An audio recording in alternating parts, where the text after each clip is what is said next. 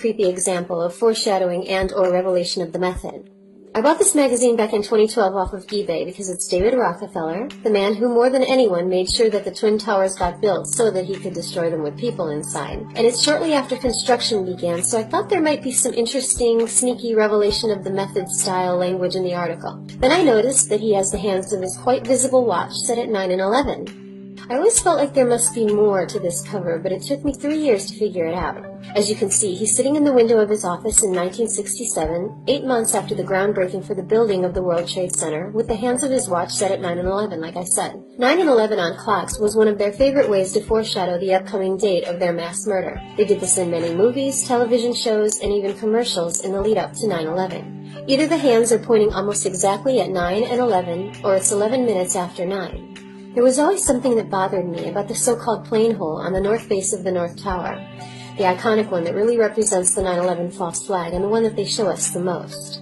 I knew it was an important shape and angle for Rockefeller, and he knew well in advance exactly what he was going to make sure that it looked like. After all, it appears on the $10 bill back in the 1990s series, along with all the other scenes from 9/11 laid out in perfect order on the bills. This is also one of the first things that showed me that there were no planes used on 9/11. So the other day it occurred to me, the fake plane hole on the North Tower looks like one of the wounds that was on the Jesus statue on the crucifix at the church when I was a kid. Same shape and angle. So I start looking up crucifixion images just to be sure, and this article comes up. Jesus' crucifixion date, possibly April 3rd, 33 AD, according to earthquake study. See, the Bible says that when Jesus died, the ground shook, and they're able to go back that far and figure out when earthquakes occurred, apparently. April 3rd just happens to be the date of this magazine. So then I checked how many years there were between 33 AD, the probable year of the crucifixion, and 2001, the year of the mass human sacrifice on 9/11, foreshadowed on Rockefeller's watch. The number was 1967, represented by the year seen here. In case you haven't heard, many people have been saying for quite a while that the probable actual birth date of Jesus was September 11, 3 BC. On that date, Jupiter, the king of the planets, collided with Regulus, the regal star, in Leo, the king constellation. I'll link to a much more thorough explanation below, but to me, it's one of those things that make a lot of sense. And after studying these people for a while, it's exactly the type of thing they like to do. Take something pure and important to a lot of people and twist it and pervert it. Have the sheep celebrate the birth of Christ on the wrong day, coinciding with a pagan holiday, actually. The very word Christmas does not mean the birth of Christ, but in fact his death. So they take the date 9/11 and corrupt it into something that in our minds signifies emergency, and make the actual day into a day of terror and sadness and mourning. And this is just the creepy member of their club that would enjoy gloating about it on a magazine cover. In the 1940s, David Rockefeller's uncle Winthrop Aldrich was on a committee to attempt to get the World Trade Center built back then. They were also foreshadowing 9 and 11 in the 1944 movie Double Indemnity, and even throwing in an allusion to the name Rockefeller in the same film. In the 1960s, a plan was introduced for a nationwide emergency number. Britain implemented 999 as their emergency number back in the 1930s. Australia and New Zealand selected 999 and 111 respectively as their emergency numbers in the 1950s. Yet for some reason, in 1968, just a year after this magazine came out, AT&T announced at a press conference that a universal emergency number was being established for the U.S. However, instead of 3 like numbers for ease of dialing in a crisis, numbers that could not be further apart on the dial would be used. 9 and 1 had been chosen by a computer, they said.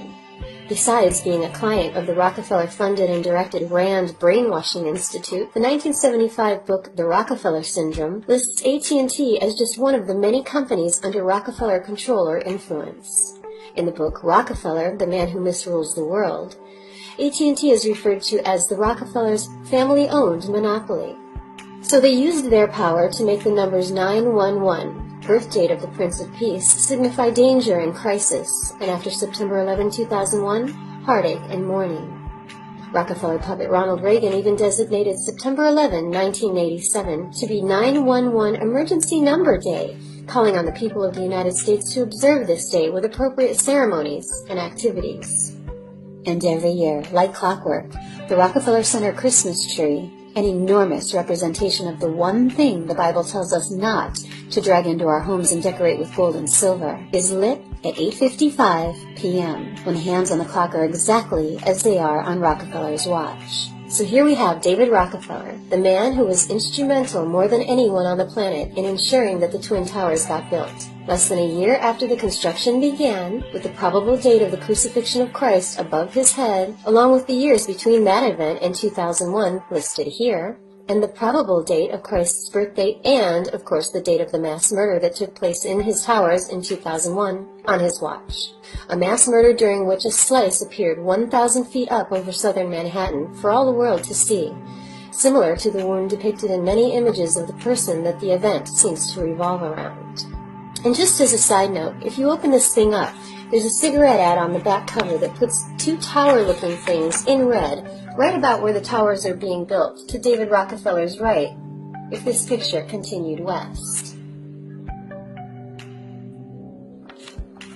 So this is what we're dealing with. Sick, arrogant people that feel the need to put their mark on everything in an attempt to convince us that they have total control of everything, which means they don't. As for God and Jesus and the Bible, I know it's trendy to be an atheist and hate all religion, but obviously those who hoard the knowledge, the same people that do very well if we're misinformed, plan their events around these things we're not supposed to believe in. Maybe they know something we don't. All pertinent links in the description, and thanks for watching.